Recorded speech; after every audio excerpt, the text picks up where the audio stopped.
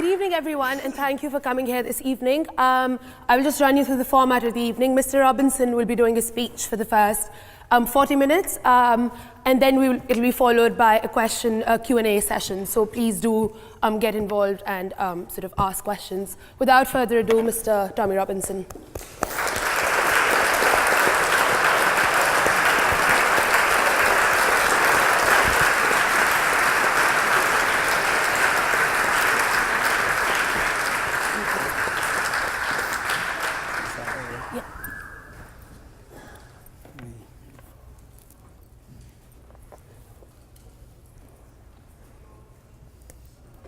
Hey, first of all, I'd like to say it's a privilege and honour to be standing here today.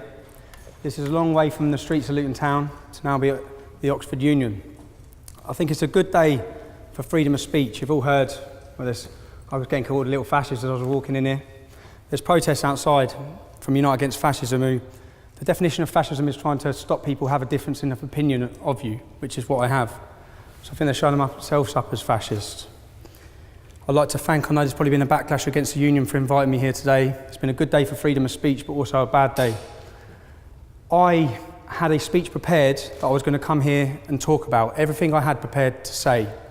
I was visited 4 days ago by probation, and I was warned about my licence. I'm on an early release from custody, so I'm on a licence. And certain things that I was going to say would result in me getting recalled back to prison. Now, even though, which I said, obviously I haven't got the same freedom of speech as what everyone else has got then. And they said, no, not whilst you're on licence. And I was going to expose certain things about the police, but that'll have to hold now. What I want to do is I want to take you all through a journey of my life and talk to you about life stories growing up in Luton. By the end of it, I want you to understand where I come from and who I am. And why. I think why is the major question. Why was the English Defence League a phenomenon? Why was it born in Luton? Why was it started? What are the reasons that brought it there? I'm going to talk to you about Luton. I was born in 1982. When I was born in 1982, we had one mosque. I just want you to understand the demographic of the town. In 2014, we now have 30 mosques. The projected government growth forecast for the Pakistani and Bangladeshi community of Luton by 2030 is to increase by 70 to 77%. This would not be a problem if we didn't experience the problems we see related within the community. At the same time as I talk you through this, I don't want for 1 minute for you to think I'm tarring all Muslims as bad. I'm just giving you a projected view of my life. I want you to understand the stories that have happened. I'll start with my cousin, Jeanette, or my cousin's cousin. She was sexually abused. She was groomed. It's what we now know as grooming. She was raped. She woke up one day. She was found running semi-naked from Bury Park. Bury Park is the area where a lot of the Muslims have congregated and live. It's where these 30 mosques are. She was picked up by prostitutes in the street. Her dad collected her. If I talk about the failures from the police, when the family, I want you to understand and try and picture this as though it was your family relative. When the family were going to the police, when the girl is missing for 2 days, 3 days, yeah, and there is no response, and up until the Rotherham report, people wouldn't believe these stories because they are unbelievable. They would say she's a drug addict, because in the end she was a drug addict, because she was hooked on heroin that they were giving to her. She would climb out of the bedroom window to get back to them for her fix. The failures everyone now knows from the police force on these issues, but I want to just talk you through. When I was at school, the high school I went to, you had the Muslim playground and you had the non-Muslim playground. That's the same in pretty much every school in Luton. It wasn't divided through racial lines, it's divided through religious lines. We didn't cause that division. My friend at school, I was seeing a girl called Charlotte. She's from a lovely Irish family. And I was 12 years old, and my friend Razwan was seeing her friend Lisa. And I can remember Lisa phoning up Charlotte hysterical because Razwan's family had all gone up to Lisa's house to threaten the family to say that they couldn't see or speak to each other. As a 12-year-old boy, this was a light bulb moment for me to think, what is this about? There was another boy around the corner from where I live called Jamie. He fell in love with an Asian girl at school. He got violently attacked for that. When they went to sixth form, Luton sixth form is the main sixth form in Luton town. I could have gone to sixth form. I got 11 GCSEs, I got an A in maths, 5 Bs, 5 Cs. As a young English lad in the town, to go to that sixth form, I have to be prepared to look at the ground. And I'm not prepared to look at the ground. And that's because there were Pakistani Muslim gangs in that sixth form, extremists in that sixth form. Now, Jamie went to sixth form, his girlfriend went to sixth form, who he's in love with. They couldn't even acknowledge that they knew each other, okay, because of the fear of what would happen. I had another friend, John English, on a night out. I'm just taking you through stories. John English, his girlfriend's name was Akvinda. She was a Sikh actually, but she was from Letchworth. But we were out on a night out in Luton town, and these Muslim lads just come over and spat straight in her face. So these are instances, and I'm not saying it's all Muslims, I'm just talking, saying there are problems. I've seen them, okay, growing up through Luton, and I'm asking that you all try and envisage yourself, take yourself out of where you've grown up. Many of you may have grown up in working class communities and towns, but try and see it. We're talking about racial abuse. I don't know how many people have been a victim of racial abuse. I was a victim of racial abuse at the age of 12 when I was attacked on the way home from a swimming pool by a Pakistani gang. I was called a white pig. My friend had his hat taken off him, we were spat in our face and slapped. Another incident, twice in one night, walking to the under-18s nightclub. Whilst I'm talking about racial abuse, I'll talk about Mark Sharp. Mark Sharp was murdered in 1995. Any of you can Google this murder, yeah? He was my uncle's friend and his son was my age. He was going to get a takeaway. He was in his car, a van. He was going to get a takeaway when a car braked in front of him. He swerved around it and he gave a hand gesture. He was followed. He didn't know he was being followed. 4 Muslim Pakistanis were in the car. They phoned for reinforcements. More come. He was not aware of this. When he got outside the kebab shop, he come out, his son's with him. They beat him. They hit him so many times, they were hitting him with bats, with poles, with sticks. Read the murder, it will shock you, okay? He was not going down. He would not go down. One of them jumped up in the air with a knife and snapped it off in his forehead.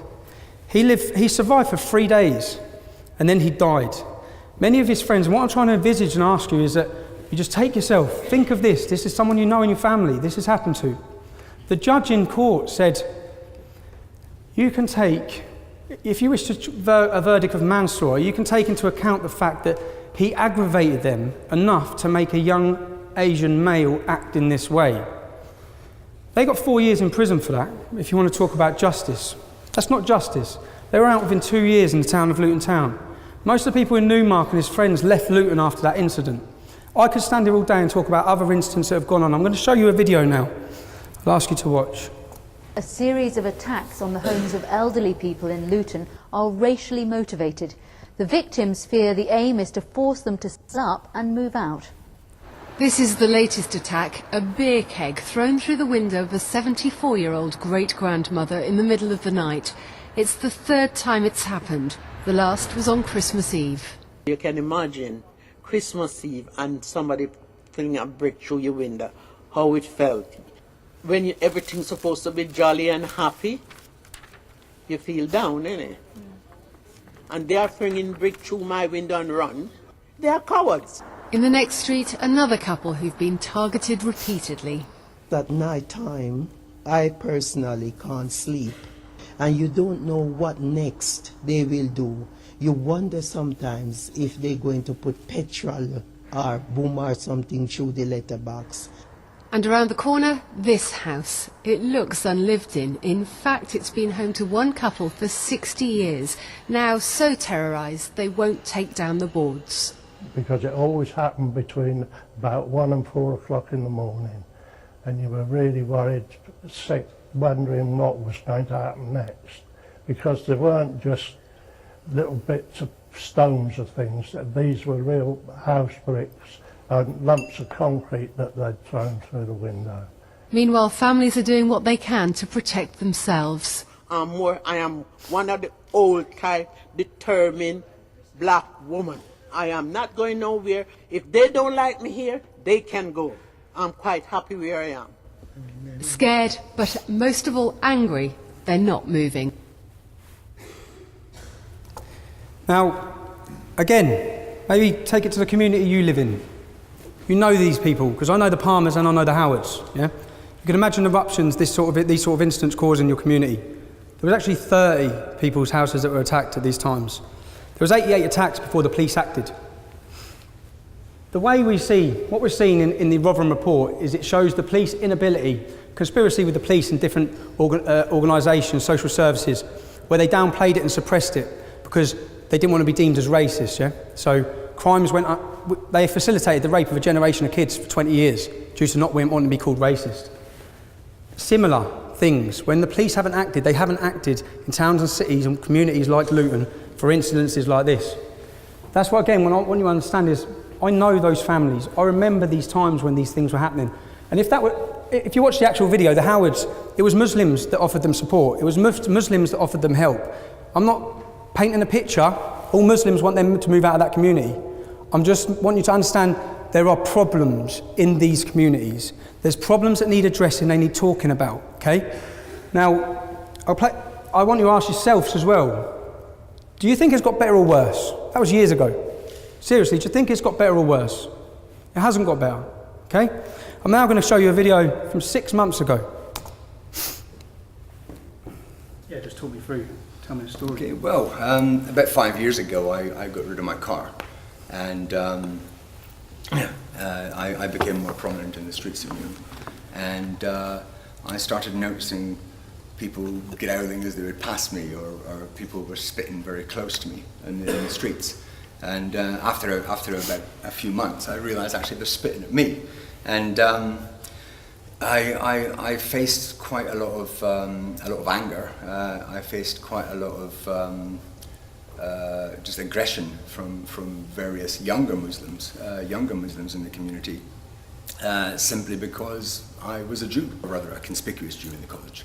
And one time I was cornered in the college. I was shoved into the corner, and I was made to justify the existence of Israel. Well, I've got post-traumatic stress disorder, and I experience a lot of panic attacks. You know, so it's, yeah. You've been living under a barrage of abuse and threats and intimidation for years? Yes, 5 years now, and you know, it's been coming up for 300 incidents, attacks on me and my home, and it probably wouldn't be so bad if I knew that, you know, maybe the authorities would have my back, but unfortunately they don't.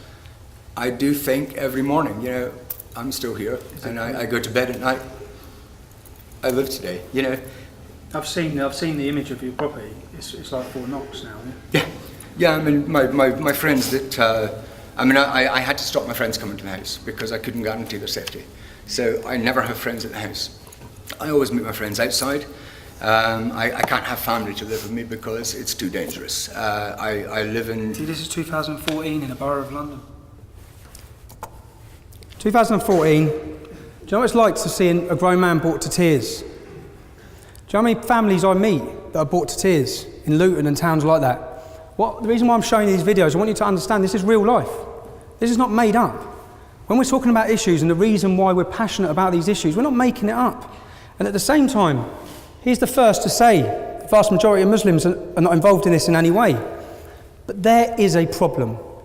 The reason why I met him, I've been talking to him for 5 years. A lot of people then, with the English Defence League, they don't go to the police anymore in towns like Luton. They contacted us to talk about the issues, talk about what's happening with their families, how they're feeling persecuted, etc. I went to meet him because he's moving to Israel, because he feels he has to move to Israel if he wants to be safe. His only crime is that he's Jewish and he's living within a Muslim ghetto. And now as we're talking through, we all remember September 11th. I think everyone should remember where they were on September 11th. I was at Luton Airport on my apprenticeship. I remember everything. And then I remember getting a phone call again about Luton sixth form from a friend who was at the sixth form. That's the age I was at. I was probably 18, but going back to then. Saying that Muslims were cheering and celebrating. A lot of these things may sound unbelievable. Yeah? When I then went to my local shops in my estate, I see Magnificent 19 posters across the estate, yeah? Glorifying these people.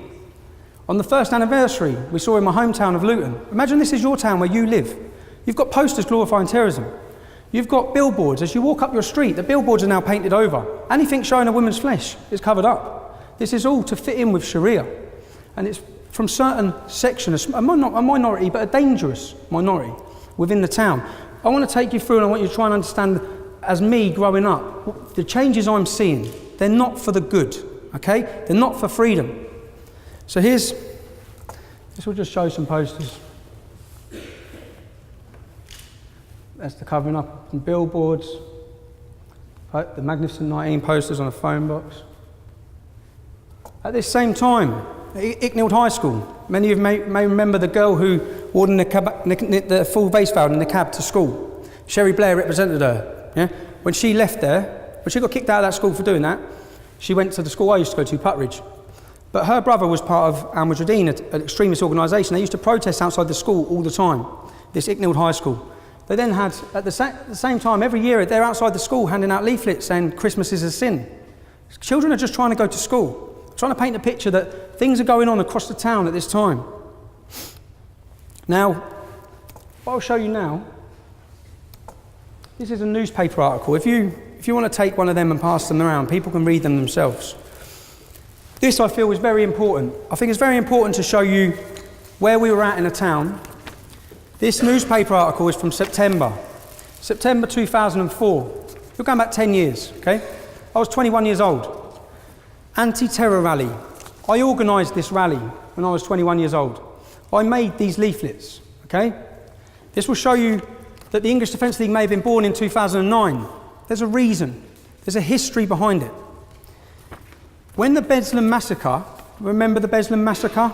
The school children were lined up and murdered by Chechen terrorists. They killed loads of kids in front of their parents. I remember watching that. And then I remember watching an interview of a Muslim from Luton. His name's Saif al-Islam, it means Sword of Islam. He was a part of this organisation called Al-Mujahideen, and he said what happened at that school was justified. And it's justified if it happens in a school in England. That is when I started reading, learning, and looking into who this group were, Al-Mujahideen. I doubt many people in 2004 had heard of them. Remember, this is before 7/7. This is before terrorist atrocities on our shores.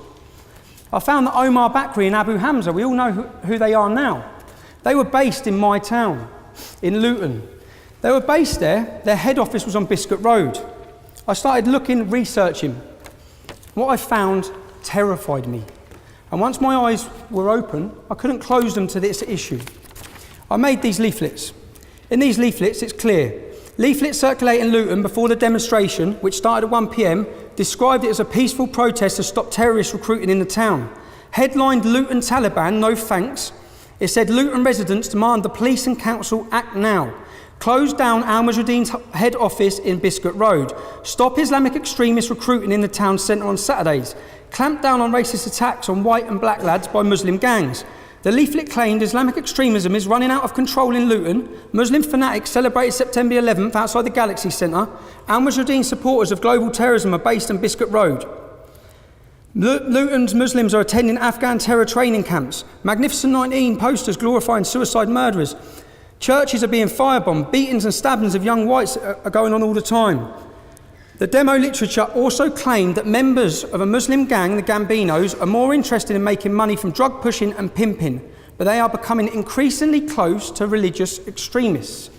This was in 2004. If you want to research and go on Google, you will find a national newspaper run an article called Chemical Jihad, which they actually named that same gang 5 years later, saying that they are linked with Al-Qaeda. They are using heroin as a jihad against non-Muslims. What I want you to read by that and understand by that, Al-Mujahideen are ISIS. That is ISIS. That same mindset that is terrifying the world now. The Home Secretary said 4 days ago, ISIS is the biggest threat to this country in our history, okay? That is the same threat. I may not have said it in a posh voice. I may have said it in a different way. We understood who these people were, what their thoughts were, and how dangerous this ideology was. You have to remember that this was before 7/7. 7/7, the terrorists collected their bombs in Luton. I want to bring it home to you again, this is your town. They collected them from a suspected Al-Qaeda operative called Q, who works in a chicken shop in our town centre. He was also the main mind behind the fertiliser bomb plot. I want you to realise that we share a space in Luton, okay? If we have terrorists, they're not from millions of miles away. We have to live with them. The Stockholm bomber came to Luton from Sweden as an innocent Muslim. He was targeted at Luton University by this group who we have been warning about now for 10 years. He was targeted, he was radicalised, and he set off and blew himself up. He lived 3 doors from my auntie. That group of extremists that I'm talking about were on Luton University in Freshers Week. You're at university, many of you. First time away from home. When people are vulnerable, they're weak. You have organisations playing on them to manipulate their mind, change their whole direction in their life, and turn them into killers. In this leaflet I say, the council and the police are doing nothing. That was your warning in 2004. If we want to talk about what's happened in between that, many things have happened in between that. We had a soldiers' homecoming. Our soldiers' homecoming parade, which most people see as the catalyst for the EDL. What I want you to realise is there's a lot that's gone on before this that forms your view and forms your narrative and makes you realise how deep this problem is in your hometown, the town that you love. And that, I want you to remember that I'm telling you stories as Tommy Robinson or Stephen Lennon. For every Tommy Robinson or Stephen Lennon, there's one of me. There's people in every town and city across this country who are feeling and seeing these things. So we have a soldiers' homecoming. Scott Muntridge died. He's from the estate I lived in when I was younger. He was 26 years old. Michael Swain was 19. He lost his legs. Now, our soldiers are returning. I've gone to pay my respects that day because they've sacrificed that for us. As residents of Luton, they've gone there to fight for us, for our freedoms. I've gone there that day, and the first thing I've seen is a large police presence. I've then seen Saif al-Islam. I've seen groups of Muslim extremists around the town. I've seen 30 women together in burqas. It's quite a sight. But all of these things, I thought, what's going on? And then I saw this group of protesters, a group of Muslims, taken through my town hall. They were taken through my town hall, and then the soldiers marched past. They were called baby killers, murderers, rapists, butchers of Basras. They spat in the lad's face, one of the soldiers' mum's faces, okay? Now, it wasn't this group done this, because bearing in mind, we know this group. I've looked into this group. I understand their hate. I understand where it's coming from. One of them, that group, the main ginger one, big ginger one with a big beard, he's a convert called Roger, now calls himself Ibrahim. I used to hang around with him when I was younger. One of the other lads in the group, 2 years above me at school. This is not a million miles away from us, we get it. Yeah? It was the fact that they were allowed to do it. The police facilitated them in doing it. The council knew they were going to do it. They leafleted every mosque in the town, telling them they were going to do it. Intelligence showed that 360 Muslims were arrested attempting to come into Luton that morning. 360. 70% of their births were in countries outside of the UK. What we saw was an attack on our armed forces. And what I want to ask you, what would you have done? That's your town, okay? What would you have done at that time? Because I contacted the council. I set up a website called Save Luton. I documented that all the continuing things that this group have done in our town. I explained that when Jews were remembering the Holocaust outside our town hall, they had to barricade themselves and lock themselves inside the town hall because this group of large Muslim fanaticals were trying to attack them. In this video, there's a 5-year-old girl who's screaming and crying.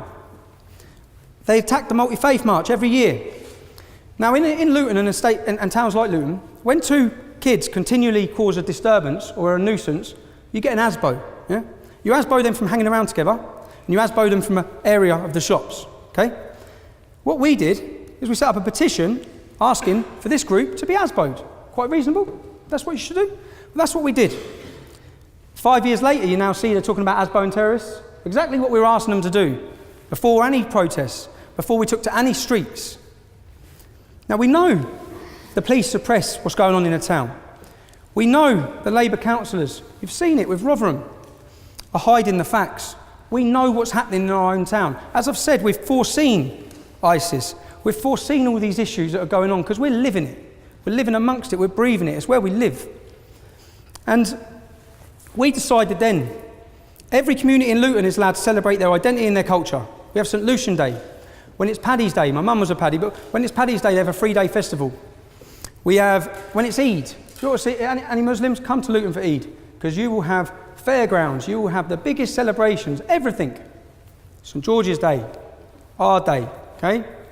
And I'm just trying to talk to you about how we feel in the town.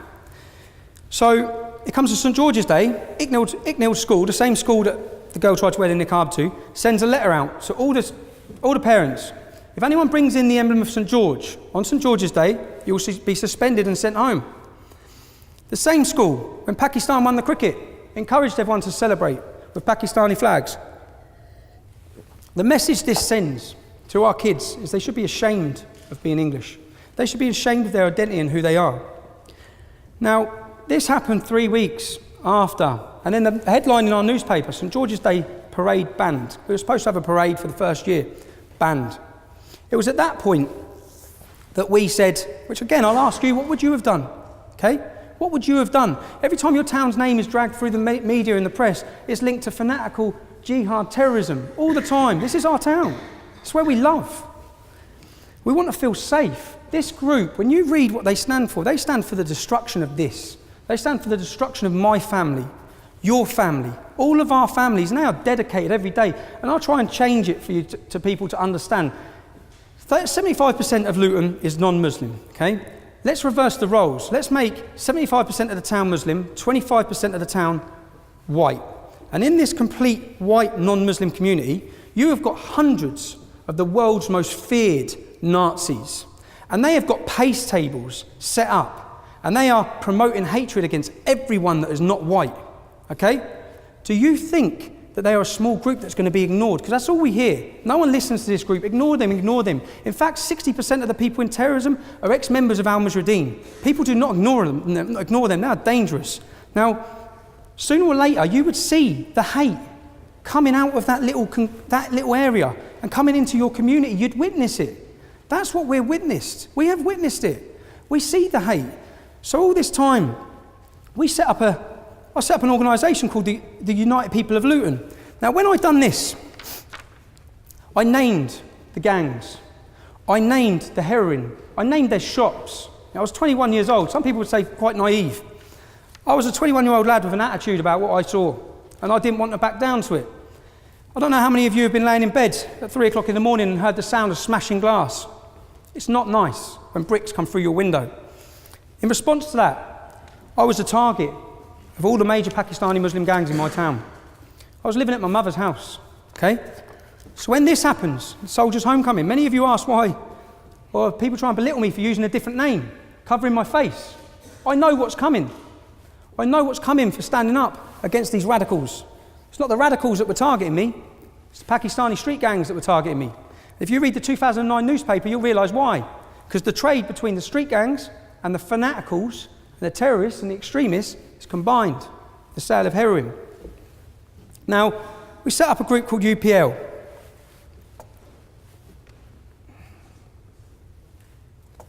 Maybe, what would you have done? Again, what would you have done? Bearing in mind the National Front and groups like this, after the Soldiers' Homecoming, wanted to attach themselves to our town. Would you have made placards that read National Front go to hell? Because that's what we done. Voters demand a St George's Day parade. I want you to understand what this was over. What it was all over. This was the start. When we met up this day for this demonstration, it was the community. My aunties were there. We were met by a police presence, a heavy-handed police presence. A horse flattened my uncle. My other friend, Isaac, little black lad, holding one of these placards, reading National Front go to hell. A police officer on a horse knocked his teeth out. Okay? He lost his teeth. We wanted to get to the war memorial. That's it. We were prevented from the police from getting to the war memorial. We were held and kettled for 4 hours. My auntie had to crouch and wee in the street. Now, I was there the day that Muslim extremists protested against our soldiers. When we turned up, we were made to line up against the wall. We had cameras in our faces. They put their hands in our pockets. They made us take our shoes off. Names, date of births, addresses. We felt violated by our own police force. Violated in a response where when Muslim fanatics were protesting against our soldiers, you didn't stop them. I was there. You didn't search them. You didn't harass them. You didn't harass their women. But you have us. So this now become about what we saw as oppression. We saw a two-tier policing system which we live under. Where there is an Islamic community, it's maybe not the fault of the Islamic community, but where there is an Islamic community, the police tiptoe around certain issues. We've seen it. You've read it with the Rotherham report. In that Rotherham report, you will read incidences where 2 fathers went to get their daughters back because their daughters were in a house being raped by Muslim men. When they went to get their daughters back, the police arrested the fathers. There was 5 Muslim men sexually abusing an 11-year-old child in a derelict house. The police turned up and arrested the child for being drunk and disorderly. These sort of stories could sound unbelievable, but they're real. And you need to understand that these stories are happening across the board in towns and cities. You need a report for Rotherham, get a report for every town and city in the country, because it's going on. So we had our UPL protest. Bearing in mind we've been asking for petitions to have this group ASBO'd. What did the police do? After our first UPL protest, the police come to 14 of our houses. My mum's was one of them. I wasn't there. The other 13 people who were arrested were given bail conditions not to enter the town centre 7 days a week, 24 hours a day for 3 months. So we wanted these extremist radicals banned from our town. And why would we want them banned from our town? Because our mums, our sisters, our daughters, our families have to use that town centre. And when you use that town centre, this group every single Saturday have pace tables set up by Don Miller's Bakery, and that part of town's become a no-go zone because people don't want to get harassed by these lunatics. So we've had our first demonstration. They've given us bail conditions. That's when people would have seen our second demonstration, people are wearing balaclavas. I bought those balaclavas, and I'll explain why. I gave everyone the balaclavas because the 14 people who've been given bail conditions not to enter the town centre, all we wanted to do was walk through our own town, get to our war memorial and show that the people of Luton support our armed forces. That's all we wanted to do.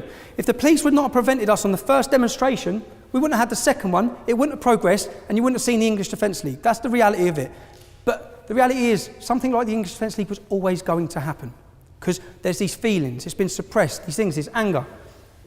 So we're looking at this group, Al Mujahideen, who have protested against our soldiers. I know their history. I then look and see that they're doing an Islamic roadshow across Britain. They're visiting every town and city. I think this, by now, at what stage do you draw a line? At what stage do you do something? They attack your soldiers. What's next? A soldier's funeral. We've seen the progression, attack your soldiers, set fire to poppies, cut your heads off. We've all seen what's happened. So in Luton, I ask you, what would you have done? When this is going on in your town and the police are not doing anything, no one's stopping this group, they're radicalising, they're converting, their numbers are growing every year. At what stage do you say enough is enough? We have to highlight and tackle this group. I'm now going to show you why the UPL become the EDL.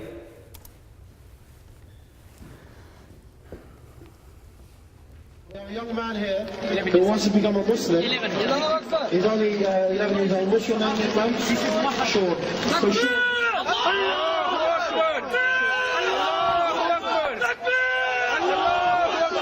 Pause. Sean here is going to become a Muslim. Going to repeat after me. Ashhadu an la ilaha illallah.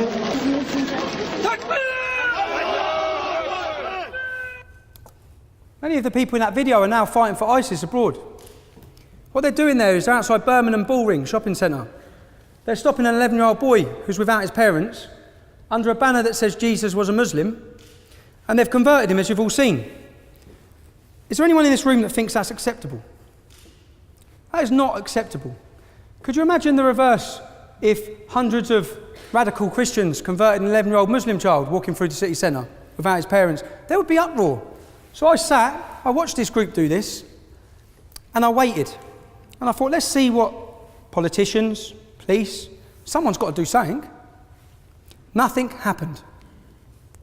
Then, as a group of lads from Luton Town, we decided to leave Luton and go to the Bullring in Birmingham with placards that read, "What about Sean's rights?" Sean was 11 years old. We had placards that read, "Muslim, no problem. Extremist Muslim, big problem." We had one demonstration, no press reports, no media. We put it online. We decided to go back because we still felt people need to talk about this. This Islamic Roadshow had more dates going around the country. This has to be stopped. When we went back, subsequently, you can all research this as well. We were locked in a pub for 4 hours. When we come out, they put us on coaches to get us out of the city centre. We didn't know why. As they drove us out, I saw debris everywhere. Bricks, bottles, everything had been smashed up. Muslim youth, Pakistani Muslim youth, had been rioting for hours. Little did we know that Salma Yaqub, a politician, had riled a crowd with a clenched fist where she said, "We must smash the BNP, we must smash the BNP." Muslims then run through the streets, attacking non-Muslims. It later turned out that the local imam had told the Muslim youth to come out and confront us. We was only against Anjem Chowdhury's group at this stage, okay? Who was coming out to attack us? Mainstream politicians. When we went to Birmingham, there were Nazis that turned up. There were Dr. Martins, and to us from Luton, anyone know Luton is a multicultural town, a very multicultural town. You won't find a Nazi in Luton, you can't find one. We've never had racial tensions, we have religious tensions. So for me, we've gone up there to highlight this issue, come under attack from everywhere. I'd ask, what would you do in response to Nazis turning up on the streets with you? A message to Anjam Charlie. We, the English Defence League, we will contest your kind as our forefathers did. At this stage, not really much of a mention of Islam, because we're opposing Anjam Chowdhury and his group. That's it. That's our tactics. Now we have Nazis on the streets. We need to let them know they're not welcome. On the first Birmingham demo, 5 Nazis were got put on the coach with us. One of them gave a Hitler salute as he got on. It kicked off when he got to the top of that coach with Luton's lads, yeah? So you have to realise, which I'll show you a video in a minute, where all his friends are talking about this fight that incurred, yeah? And it's a fight that incurred because we don't tolerate that. We would not tolerate that extremism coming from our community, but we see it tolerated in many communities. Now, when we set fire to swastika, not many other groups have done that. Not many other groups have really put it on Nazis. When this happened, I had a phone call from a man called Nazi Nick, a German. You can all Google him, yeah? I had a phone call and I was told to hand over the control of the English Defence League, hand over the websites, hand over this. I didn't know who he was. I told him in no uncertain terms that it was not going to happen. We had an argument on the phone. I had highlighted myself to some of the world's most feared Nazis. I didn't know who this man was. Only later, my friends, when I was telling him about this Nazi Nick, some fella from Germany, he said, "Do you know who he is?" I said, "No." He said, "He tried to overthrow the South African government." That's when I thought, damn, well, I just put it on him. And from that, you can see this. I don't know if you want to read that. It says, English Defence League, since the formation of your organisation, your alliance with external enemies, the Zionists, you have blinded the disgruntled youth to today with your bastardised concept of nationalism. Our concept of nationalism was anyone is welcome to it. White, black, anyone, Muslim, Christian. If you're proud to be English, you're proud of the laws in this country, you're proud of our freedoms, you are welcome. You have attacked lone white nationalists. They wasn't on their own, but this is on about Birmingham. See, the press would not tell you that when there's trouble at the demonstrations in the early days, it's us outrooting the extremists. You have burned our swastika from the EDL and the 10. Anyway, I'll carry it on in a minute. You'll see. It's quite awkward viewing, but. EDL's come into operation. They was given it on the streets. EDL.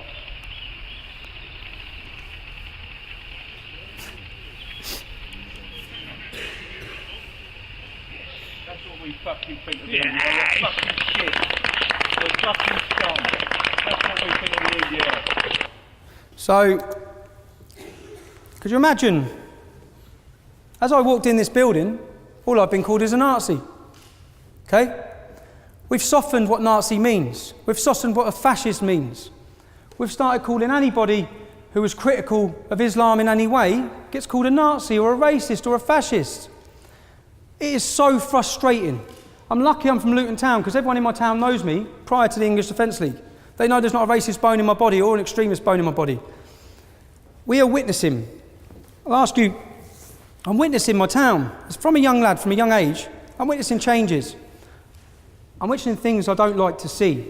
I'm now going to show you one more video. I'm sorry about showing the videos. I want everyone to have a perspective on where I'm coming from, why this happened, yeah?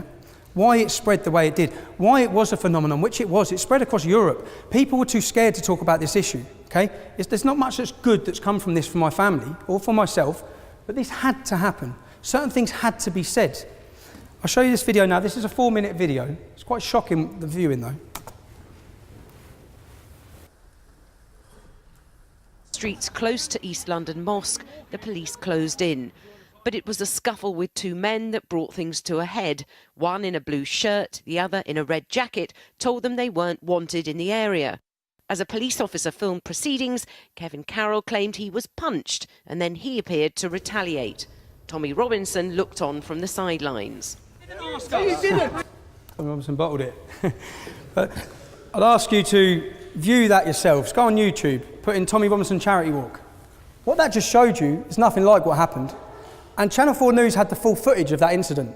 So why, when they pause it and freeze it on Kevin Carroll looking the aggressive, violent one, I'm saying you need to look beyond the headline. Most of you may judge me on headlines. None of you obviously know me. I get judged a lot on headlines. I'll show you another headline. On Armistice Day, Remembrance Sunday.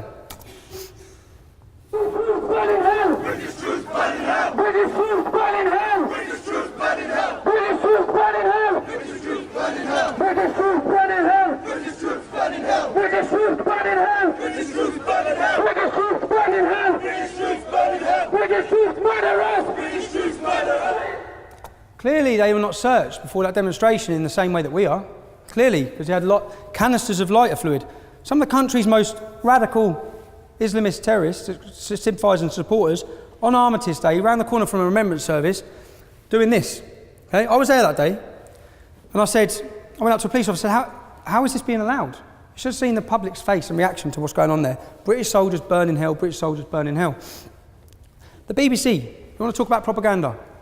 The BBC did not report this. Not one BBC news station reported this. I was arrested at this demonstration. I'll show you what I was arrested for. I was arrested for assaulting a police officer. And you'll watch the video, which the police did not know I had a video of. You can see the video here.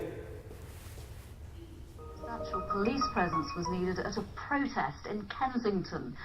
A group calling itself Muslims Against Crusades was faced with a counter-demonstration by the English Defence League.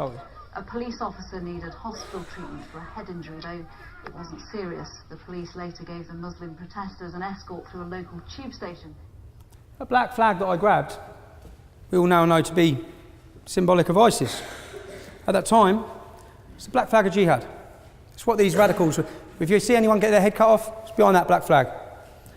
So I jumped over a fence, I saw a crime that was being committed on our streets, burning of poppies. Police were allowing it again, so I made a decision to try and prevent them. I was arrested for assaulting a police officer. When I get out, guess what headline went across the BBC? Not just in Bedfordshire, it went Hertfordshire, Buckinghamshire, Oxfordshire. It went everywhere. EDL leader arrested for assaulting police officer. Okay? That's the propaganda. When I was taken to court for that, I was given, when I produced that video, if I didn't have that footage, you'd all be talking about you'd all know of another conviction I'd have. And it would be for assaulting a police officer. Because that's what the officer said I'd done, I attacked him. You saw I didn't, yeah? So that's what, most people, you judge on headlines. I'm asking that you look beyond the headline. There's usually a different story to what's gone on a lot of the time. I was subsequently taken to court for that. When I produced the video, charges were dropped. They come back to my house 8 weeks later and re-arrested me again. I got charged with causing those Muslim men, I caused them alarm and distress. I intended to cause them alarm and distress. They were causing our entire nation alarm and distress, and they were being allowed to do so. I received a fine 7 times worse than the fine given out to them for burning our poppies. I don't want to take up too much. I could continue all day showing you unfair treatment, which you have to understand when you're talking about tensions or community cohesion, all these sort of issues. If you want to talk about community cohesion, you've got 1,400 girls in Rotherham that have been sexually abused and raped. They've all got 2 or 3, 4 family members. In that small town, you've got 10,000 people that are affected by that. Same in Luton. So I know countless girls that has happened to. Countless girls.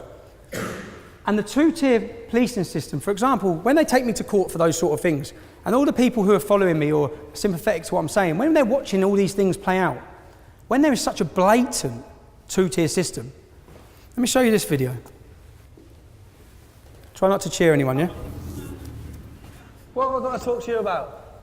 What have I got to talk to you about? What have I got to talk to you about? What have you got to say about Islam and that, innit? Yeah, I have, yeah. Yeah? So why don't you say it now? What do you want me to say? Yeah? It's ideology, it's got no place. Yeah? Yeah, it's got no place, bruv. And what you So got? vote what you like, bruv. You have Wait, about 100 you in a minute. You fucking little chief.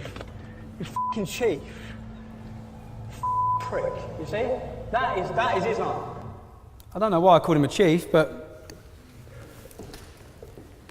he was not arrested for that. That went out on Channel 4, national TV.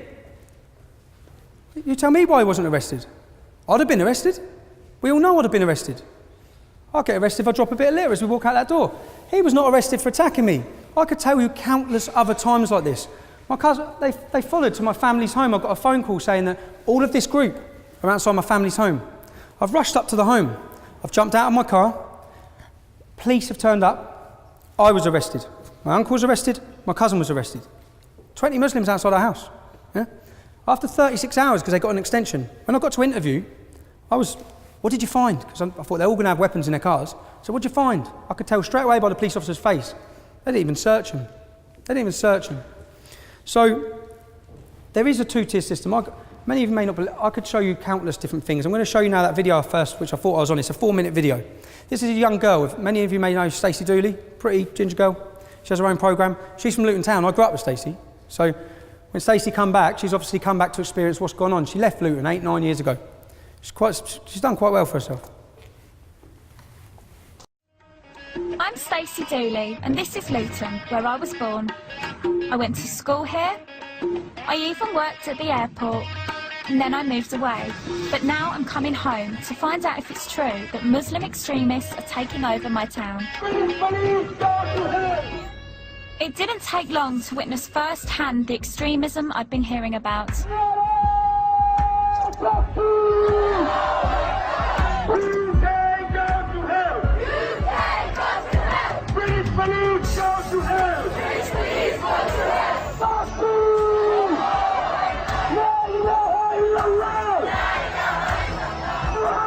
I wasn't sure what they were marching for, but tensions were running high. Your sister, brother! Your mother! Where is the shame? How dare they take our woman? It turns out the demo was in response to the arrest of local woman Mona Thorney, whose husband set off a bomb in Stockholm in 2010. I cannot believe this. I've never seen anything on this scale before. And it breaks my heart to think that it's happening in my town. Hands off Muslims! Hands off Muslims! Hands off Muslims! Everyone's got a right to protest, but I found their chanting provocative and extreme. British police go to hell! British police go to hell! This is a message to stop oppression. Police burning hell. British police burning hell. Yeah, because no real Muslim wants anyone to burn in hell. Yeah, but for what they've done, for the consequences. You can't pick and choose. You can't pick and choose. You can't. You either believe or you disbelieve. You know you what? You choose to wear this, I choose to wear that. You and I will have to. You look naked on the street. Do I look naked? Do I really? I don't look naked. You're trying to seduce. No one's trying to seduce me, and I'm not trying to seduce anyone. You shouldn't judge me how I try not to judge you. You are. You've just said who am I trying to seduce? No one. Well, I don't judge you because I'm above that. Excuse me, go and put on some clothes.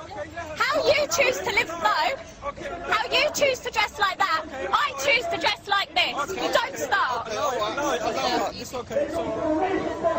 Don't you dare speak to me like that. No, but this is my hometown as well. All right, stadium. No, I'm walking. Okay. I am walking. No, I can do what I want. Okay. That girl's just. I don't mind. Point away. Point away. Because you're not scaring me.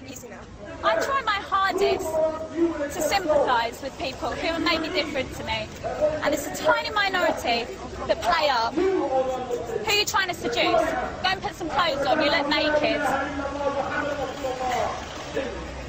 Oh. They've been arrested. They've been harassed by the police. Such a shame. No evidence whatsoever. Do you think it's fair that you should say British police need to burn in hell? That's the freedom of speech. They can say, wish to say, they can say it. In Islam, doesn't it say that you have to respect the law of the land that you're living in? No. I thought it did. What's the solution? You know, if Muslim people are in the wrong and they are committing crimes, you know, no one's above the law. If the law of the land is Islamic, we will respect the law of the land. What if it's not Islamic? If it's not Islamic, then the law of the land and those who make it can go to hell, quite honestly, because Allah said in the Quran, in chapter 33, verse 1, He said, O Prophet, fear Allah and do not obey the disbelievers and the hypocrites. Is David Cameron a Muslim or a disbeliever?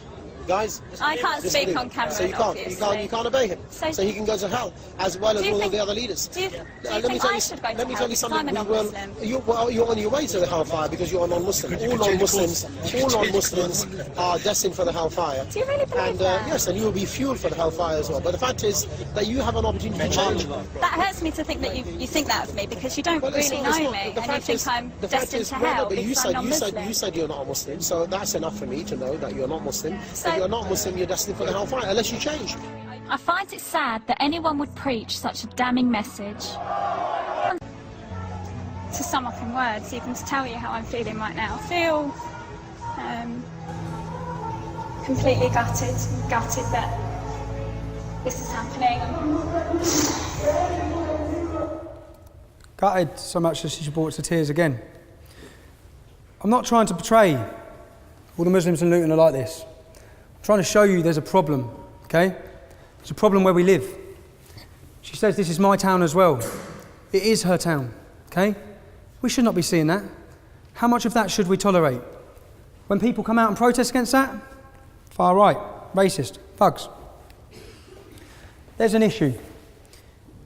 Many issues. You saw the madrasas, undercover madrasas, where we see children being things beaten into them. My friend Sully is a Muslim. His mum's black Kenyan, his dad's Christian. That's very rare. I spoke to someone else at that. That's rare in Luton. He went to a madrasa. He came to our school then when he was 12. And he told us that he had to leave his school because they started teaching him that his dad had the devil in him because he wasn't a Muslim. Now, Sully went on to join the Royal Navy. He is a loyalist, Queen and Country. He hated the English Defence League. Yeah? Many of my friends didn't like the English Defence League. I'm trying to bring you into the personal story of my life because it's not as black and white, excuse the pun, as everyone wants to pretend it is. I'm not from this white area and white community. I didn't just wake up one day and think, you know what, I hate Muslims, because I don't. There's been an issue, there's been a story, there's a reason for a lot of this. In 2010, I set up a meeting with Theresa May. Obviously not to meet me, she didn't think she was meeting me, she thought she was meeting one of her constituents. I turned up instead. I turned up, I brought a laptop with me, and I spent 20 to 25 minutes grilling her. You can read the story because the Daily Mail straight away, she must have some link, it got leaked straight away that EDL leader ambushes Theresa May. Now, when I sat down with her, I explained to her my fears in Luton about Islamic extremism, because that's what they are, they're fears. That scares me. This ideology scares me. I've got 3 young kids. There's different sorts of fears. I've been in some bad situations. I got put in Wood Hill prison, category A prison, where 4 Muslims were in there who were in there for 30 years because they were planning to kill and blow us up. Yeah? I've had some very difficult situations, and that's a different sort of fear. Okay, I can deal with that. I can deal with a fear if I walk down the street and 10 Pakistani lads want to come over and I can deal with that. There's a fear I can't deal with. It's a fear when I look around my town, I look around my country, and I look at my kids, and I get this gut-wrenching fear that will not go away. That's a lot of what drives me. It's a lot. A lot of people say there's a fear, there's a reason why people are doing these things. Now in 2010, I saw Theresa May. I explained to her about Luton Islamic Centre and the imam called Kadir Bask. They're part of my local council, yeah? Luton in Harmony programme. In that documentary, Proud and Prejudiced, that the imam was portrayed as the moderate imam from Luton. I've been on his website, okay? On his website, on the mosque website, it says we should execute homosexuals. A 12-page justification is why women should be lashed for adultery. I knew he was a school teacher. He was, so I warned Theresa May of all this in 2010. 2014, let me play a video of a conversation between me and Kadir. The problem I have is that, can you blame us when we're seeing this? Then when we see a moderate imam put forward, Luton has 30 mosques, only one Salafi, one Wahhabi, yeah? Who's the face all the time? Who's the representative that the council go to, the newspapers go to, the TV go to get their view on everything? The Salafi mosque, the Salafi imam. He has been empowered by my council to be the face, and he's not representative of the majority of Muslims in Luton, but that's what we see. Now, when I left the English Defence League, who did the radio station go straight to? Again, Kadir Bask, the moderate imam.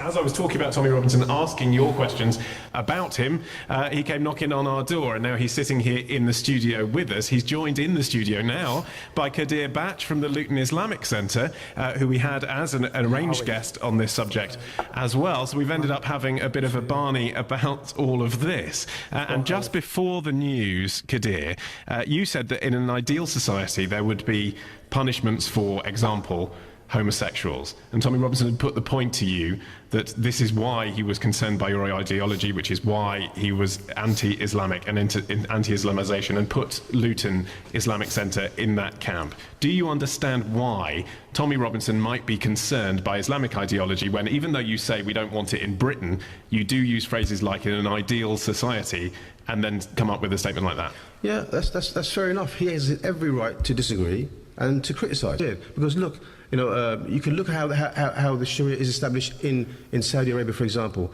Do the people fear the Sharia? They don't fear it. But actually, you haven't said that. You know, sometimes from the things that people fear is what keeps society in order. Like, you know, you fear going to prison, so you do not commit a crime. You know, it's similarly like that. It's a deterrent. The Sharia rules are deterrents. They're not implemented. How many hands get chopped off? How many women get lashed? And it just doesn't happen. Very, very, very few. So 40. I mean, it just doesn't. Okay. In an ideal Islamic society, these laws do not get implemented. They're just deterrents. Okay. Final question for Mr. Robinson. Then we have some calls, and I want you to talk to our listeners. What Kadir's saying is that gays should be too scared to be gay. I have a problem when this man is a representative of the Muslim community in my town. I have a problem. I have a problem when I first met him. I called a meeting with him. I went to meet him. It's because all these tensions were in the town, and he's the main face. He's the main person I thought to see. When he walked in, he said, Tommy, Sharia law will not come to this country in your lifetime. Probably not your sons, but the generation after that. I said, thank you for concreting why I'm resisting this, Kadir. Now, I've never understood the term, I hate to say I told you so, yeah? But I now understand it, because it's not a nice feeling. We warned of grooming. You read the Rotherham report. This is from 2010. Defend England against? The spread of Sharia law, the spread of terrorism, the spread of extremism, Islamisation, the political wing of Islam. That's what we're trying to do. Could a Muslim join the English Defence League? Of course they could, yeah. Of course they could. And yet you say you're not against Muslims. No. They could join your organisation, but you are against Islam. We're against Islam taken in its 7th century barbaric form. Well, your direct quote is, I'm not against Muslims, just Islam. Against militant Islam. And when I say Islam, taken in its 7th century barbaric form. If Islam was to evolve, which it needs to evolve, to fit in with Western democracy, which is clearly not. Clearly there's a problem. Clearly the English Defence League is a phenomenon that swept this country. And with the issues I'm talking about, Jeremy, if I ask you, do you know anyone that's hooked on heroin sold to them by Muslim gangs? You probably don't. I do. Do you know any beautiful girls that you went to school with that are now wearing a burqa that don't see their family? Probably don't. I do. Do you know anyone who's been murdered by a Muslim gang? You probably don't. I do. Do you know any 15-year-old girls that you know that you've grown up with that have been raped or pimped? You don't. So I don't expect you to understand the issues. These are all personal issues of yours. Personal issues in towns and cities like mine that are happening, and they're not happening with the Sikh community, they're not happening with the Jewish community. And indeed, they're not happening with most Muslims. No, they're happening within the Islamic community. That's what I'm saying, that it's an Islamic problem. And when I'm just a simple person, so I'm just a normal person, but when I'm looking at, I have to look for where this hatred is coming from. And talking about these girls like they're statistics, they're not statistics. These girls are, well, whose daughters do you think these are? Whose sisters? They're ours, in working class towns and communities. And people are fed up with what's going on, and it is being ignored. For 20 years, our councillors and the leaders from the Islamic community have conspired with the police to not deal with Muslim pimping gangs. They've allowed systematic rape of our youth by the fact of being scared to be called a racist. There's another quick video now. Non-Muslim youth, non-Muslim girls, raping, pimping, beating, abusing our whole system. Rather than deal with these gangs, they would rather persecute us, the people who are highlighting the issue. And the fact is, the police, the councils, the government, everyone needs to wake up. Many of the issues when we formed the EDL that I wanted to raise and wanted to bring to the surface have been brought to the surface. Many of them. If you wish to, you can draw a graph on the arrests. Do it yourself. Look at the arrest rate for Muslim grooming gangs, which is a big problem in many of our communities. You'll see a line go straight across like this. English Defence League forms, the arrests go through the roof. Only when people took to the streets. Only when they could not hide this fact any longer, because they've hid it. Only when the world's media were listening to us talk about what's happening to our family members and the police are facilitating it, did they do anything about it. If I tell you one story, I stayed in Blackburn for the night before a demonstration. I spent the time with a family. I listened to horrific stories of what's happening to their 12-year-old daughter. She's going missing as well for days. She's got a 19-year-old brother in that room that's telling me the stories. I mean, horrific. When you hear these stories, and you're having to listen to all these things that are going on. It's going on everywhere. The next day we're at the demonstration. It's all kicking off. I've gone down to the front where it's kicking off to try and calm people down. Who's at the front kicking off with the police? Her brother. There's usually a lot of reason for the anger that people are seeing, okay? To just label it and ignore it. The main reason I want to get across is why. That's the point I'm getting to, is why. Another point I'll make to you about prison. I've been in prison. Wood Hill is an ISIS training camp. That's it. Our category A jails now are radicalising and radicalising. We've got 800 coming out a year. When you go to jail, you're weak, you're vulnerable. You're now being turned to hate the system, hate the country, hate everything about us. And I'll make this claim now. At some time, this speech will be looked back upon after a prison convert has come out, maimed, killed and murdered on our streets, because it's going to happen. There's nothing being done. They're not segregated, they're not isolated. In 2012, I spent 20 weeks on solitary confinement. These terrorists are not on solitary confinement. They're on the wings, converting, making people take the Shahada, converting them. The imams, even in Wood Hill, are trying to do something. They're not trusted, they're not listened to. They're seen as stooges. People are not converting with the imam, they're converting with the radicals who are running the wings. In 2012, I spent 20 weeks. I flew to America on September 11th on someone else's passport. Pretty stupid thing to do, yeah? I got 10 months in jail for it. I thought it was quite harsh, but I got 10 months in jail. I spent 20 weeks on solitary confinement. Solitary confinement, 23 and a half hours a day. I was locked up. For half hour a day, I got let out to walk around a cage on my own. Put back in. Meals brought to your room. They're not allowed to do that, actually. You're only allowed to do that for 30 days because of your mental health. It's not good for your mental health. To get around that, they moved me from Wandsworth block, Bedford block, Wood Hill block, Wandsworth block, Wayland block. I was not allowed out of my cell because I'd be killed. My family noticed the difference in me as a person when they come to visit. Because of this, you see, fear is paralysing. And it is fear that paralysed Rotherham's police force. It's fear that's paralysed our politicians. It's fear that has paralysed the British public to put up and tolerate with many of the things that are happening in this country. My family contacted human rights lawyers. They explained, listen, our son has spent 12 weeks in solitary confinement, listed all the things. All the human rights lawyers are like, this, you've definitely got a case, this is out of order, we'll get a judicial review. Yeah, he's the leader of the English Defence League. Whoa, whoa, whoa. I mean, we can't represent him. That's how toxic it's become. That's how powerful political correctness is. My family then looked for who represented Jamie Bolger's killer. Child killer. Cut off the penis of a child and fed it to him. Disgusting, sick. They contacted him. Went through the same scenario, explained the situation, got to the fact that I was a leader of the English Defence League. Whoa, I can't touch him. He represented a child killer. He would not represent me. That is how toxic it had become to speak out and be critical of what I've seen. Now, we tried to get ASBOs. We did contact the council before any street protests. I'm not going to stand here and pretend I'm an angel, because I'm far from it. I'm not going to stand here and defend the actions of every English Defence League demonstration either, because some of them are indefendable, and I wouldn't want to anyway. What I would also point out, ISIS. Many ISIS fighters for ISIS, there's a lad I know from Luton who's out there fighting for him. They're coming back. I draw the point. They are following from scripture from the Quran. They practice from the same Quran that the Kurds who are fighting for freedom also follow. So I'm not saying all Muslims are bad.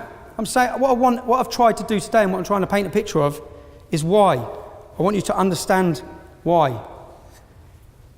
If we want to talk about my beliefs, I'd rather you heard my beliefs from my mouth. I'm called far right. I'm put in a box of the right wing because in this country we like to do that. It makes things less complicated. Many of my views are left wing and liberal. I just have a problem with what I see as fascism. I have a problem which I see as extremism. And any group like these clowns that are outside today, who are government funded, okay, linked with trade unions, it's their job to oppose fascism. Where were they? Where were they with the rise of what Theresa May is now saying is the biggest threat to this country's history? My views are my views. I'm entitled to them. It's coming to an end now, but what I want you to ask yourselves again is, what would you have done on your soldier's homecoming? What would you have done witnessing the things you have growing up. What would you have done when you see your culture eroded, your identity disappearing, you see Sharia patrols, neighbours are being forced from their homes? What would you have done? As a young lad from Luton, I've made the decision. I've done what I did. I've done it, and I want you to know that it was born out of passion for what was right. It wasn't born out of hatred. To say this was all done out of hatred would be absurd. I've put my life on the line and had many negative effects from that, especially when we come down to the police. I was talking earlier about freedoms. I'm on a licence condition, I can't contact the EDL. I believe that we should all be fearful. If I went through a full story, I'd love to come back and have time to talk about this. Now I'm running out of time. I'd love to talk to you all about everything that's gone on with the police, because if they can do it to me, they can take away my freedoms. They can do it to you. It should be a worry to everyone. Finally, interfaith. We have interfaith policies across this country. Rip them all up, they're useless. They're completely useless. In my town, we have Sikh leaders, Muslim leaders, Christian leaders. Twice a year, take a photo of each other, put their arm around them, stick it in the paper, that's their interfaith. It's not doing anything. It's no good. The people, if we're serious and we want to solve this problem, our country has deep wounds. If we want to solve these wounds, you know the people you need to bring together? People on those EDL demos and the young kids being attracted to those Islamist organisations. It's the only way. The only way is with dialogue. And if I talk about, many times I say we need a revolution. I don't mean we need a revolution. We need a revolution within the Islamic community. We can't solve these problems. Problems will be solved by Muslims. I'm having a meeting this week with Muslims in Luton who are running a campaign saying, "Not in my name." I watched the video, it was an hour and 20 minutes. It's a good video by the Imam. And I sat there and thought, this is what we've been asking for. We've been asking for Muslims to get as outraged as us at what these fanatics are doing. We've been asking for a clear wedge and a difference, and a clear difference between your ordinary Muslims and these Wahhabi Salafi extremists. And for the first time, I think, I'm yet to be completely convinced, but it is the only route forward and the only path forward that I see if we want to hand down a safe and prosperous Britain. I'd like to thank you again. I hope it's given you a better insight. Some of you may still hate me, but I'd like to give a better insight into who I am, where I've come from, the reasoning behind the formation of the English Defence League. Obviously, I've left the English Defence League now, and I'll try as best I can to answer any of your questions. I wish I could stand here and speak freely, but there's certain topics I can't really branch into because I will be recalled to prison. I have 3 young, beautiful children. Christmas is 5 weeks away, and I noticed the massive effect it had on them when their dad was locked in prison. So I spoke to you earlier about it. A year ago I would have stood up here and, you know what, I'd have said whatever the hell I wanted because I felt my freedom of speech was being eroded, and I'm quite stubborn throughout the years. But I can't put my family through that. So again, thank you for inviting me.